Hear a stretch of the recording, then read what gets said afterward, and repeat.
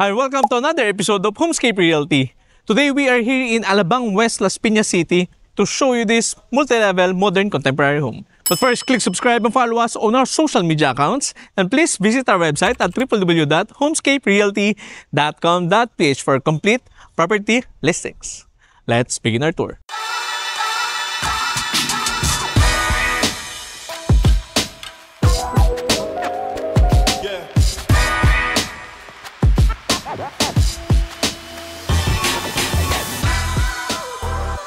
For the frontage nitong property, 15 meters facing north. So, as of 3 p.m., nandito yung sun, no? Yung orientation ng araw. The advantage is wala tayong direct sunlight sa loob ng property either in the mornings or in the afternoon, kaya mas malamig yung temperature sa loob ng property. On my right side, the entrance for your basement parking with automated gate. And your pedestrian gate. Pasok tayo.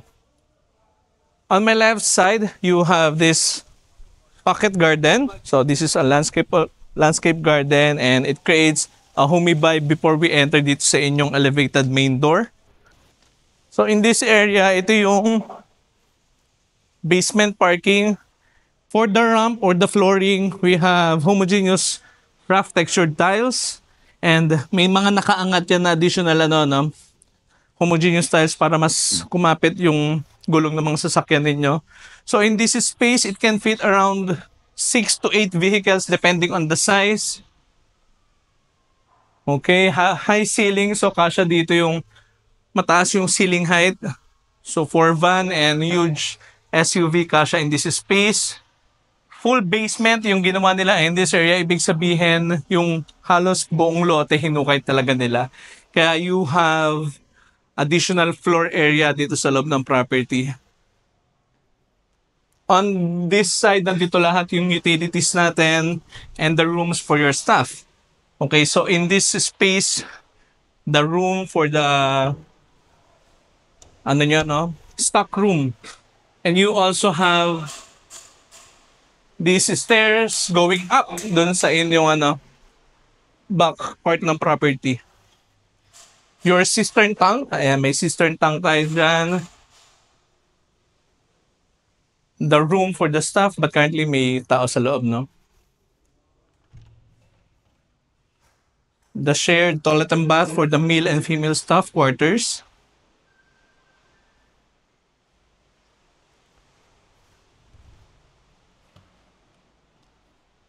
The room for the water pump. Ayan, nandyan yung ating mga water utilities.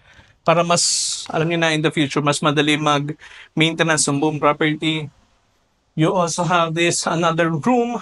Well, depende sa inyo kung paano nyo gusto i-maximize itong room na ito. Another room for the male or female. And another toilet and bath. So talagang na-maximize yung buong basement area. On this side, you also have the setback dito sa perimeter around 1 to 1.5 meters. Pero mamaya tingnan natin yan.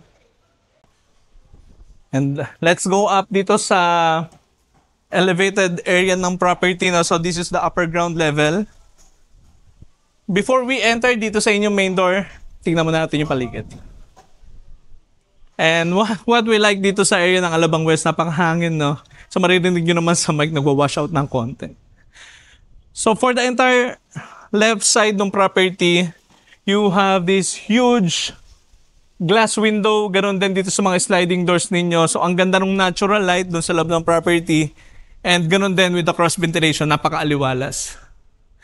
Around 1 meter to 1.5 meters, again yung setback. And this is the back area ng property. You have this huge sliding door again. May gumagawa lang sa katabing property kaya medyo maingay, pero let's take a look. So ito yung inyong stairs coming from the basement.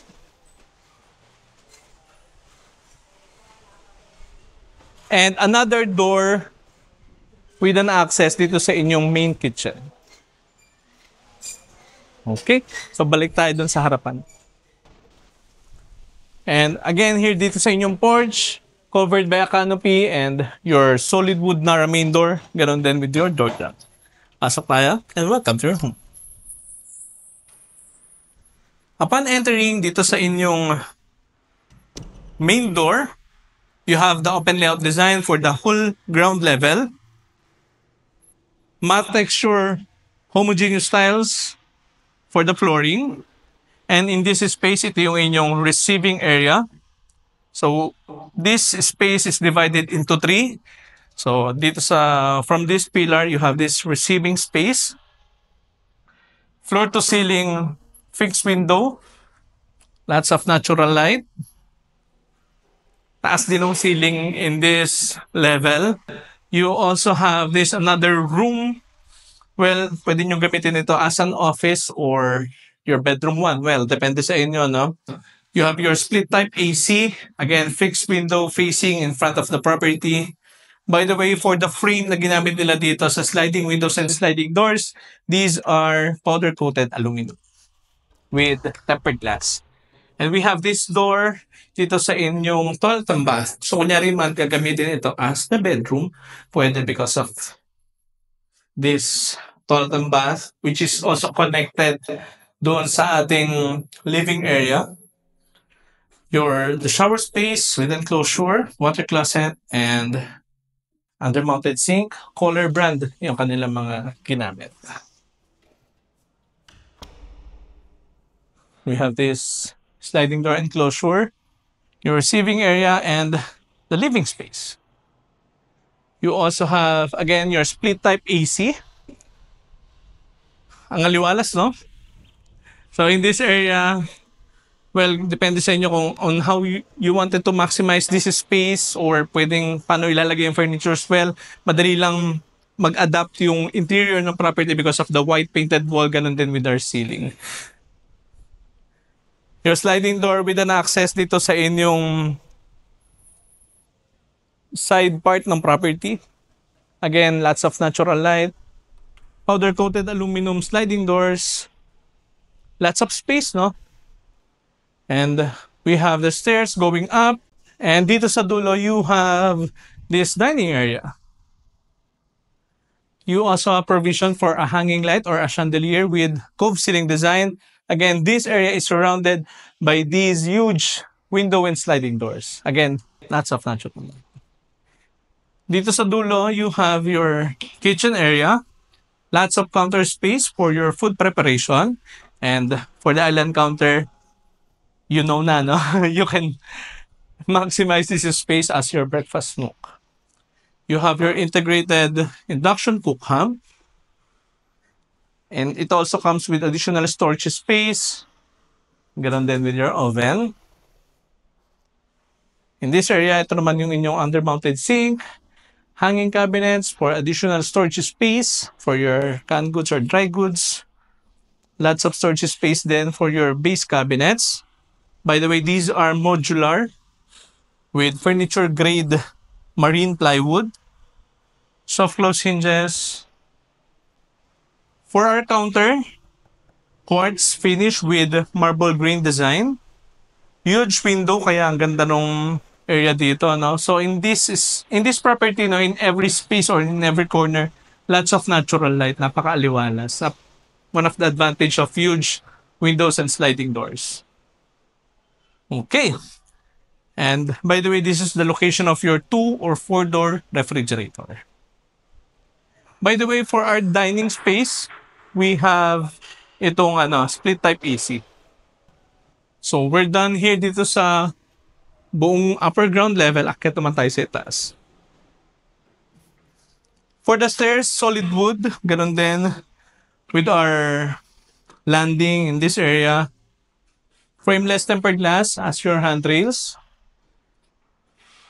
Huge window, lots of natural light. Here's the second level. We have 2 bedrooms with ensuite toilet and bath each. The master bedroom as your bedroom 2. By the way, for the flooring, we have engineered wood for the whole second level.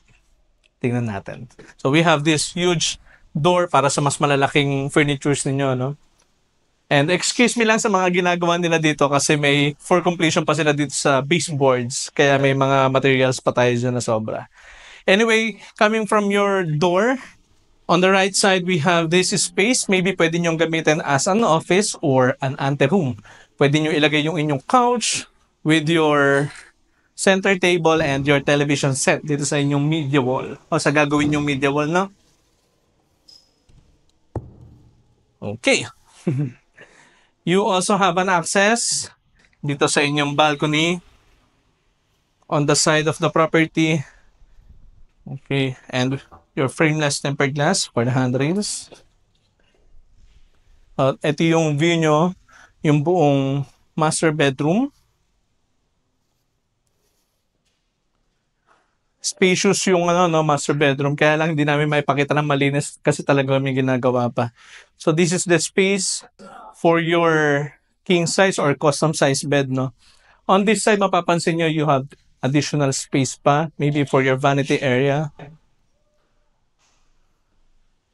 And access to your balcony facing dito sa harapan ng property which is facing north. Again, frameless tempered glass for the balcony. You also have your huge split type AC.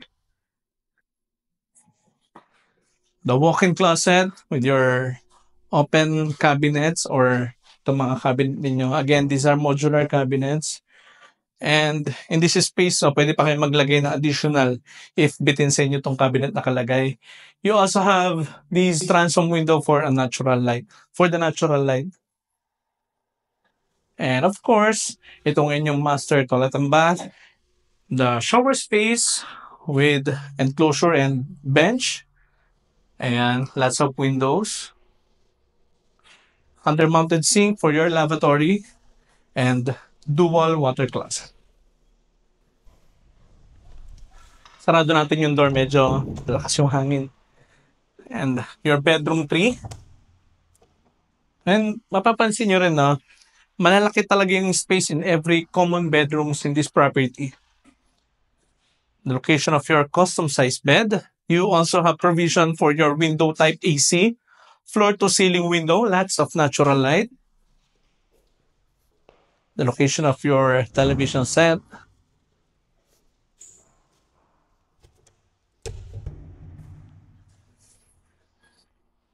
Your walk-in closet, with built-in cabinets for your storage. An archway going here dito sa inyong ensuite toilet and bath. Your lavatory under-mounted. Water closet and the shower with enclosure. Okay, so let's go up. And kung mapapansin nyo, this entire wall talagang fixed window and awning windows yung nakalagay dito. Kaya lots of natural light sa stairs, which results to, alam nyo na, energy efficient kasi hindi kayo madalas gagamit ng ilaw during daytime in this space. So we have the total of 3 bedrooms dito sa third level and a balcony. You also have this huge hallway as maybe family area. Depende sa inyo, no? Okay, so this is your bedroom 4 facing dito sa facade ng property. The provision for your window type AC, the location of your bed frame, your balcony with frameless tempered glass, and you also have the view nitong Philim Best Alabang, ganoon din with the city view doon sa Makati and BGC. Your mini walk-in closet and the toilet and bath.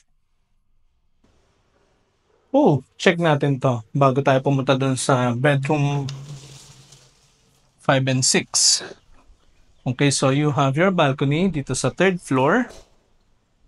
Ayan, mas maliwalas, no? So, covered itong balcony. Perfect spot to enjoy, no? Yung hangin sa labas or the outdoor space while protecting from the outside elements. Canopy covered naman itong property ninyo or itong balcony. Hangin. Okay, so balik tayo dito sa inyong bedroom 5 and 6.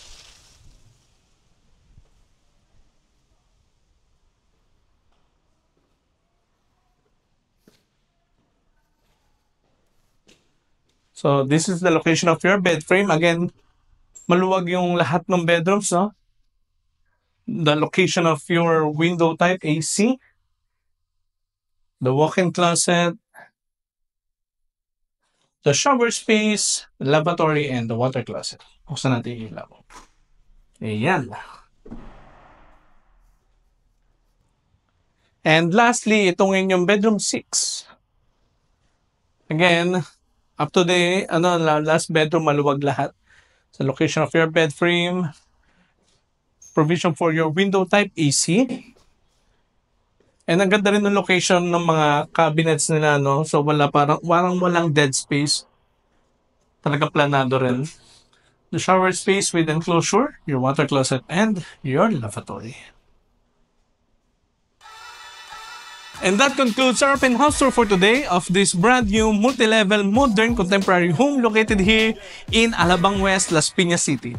If you think this is the right home for you, you may contact us anytime at the numbers listed below the screen. For more details, visit our social media accounts and our website at www.homescaperealty.com.ph.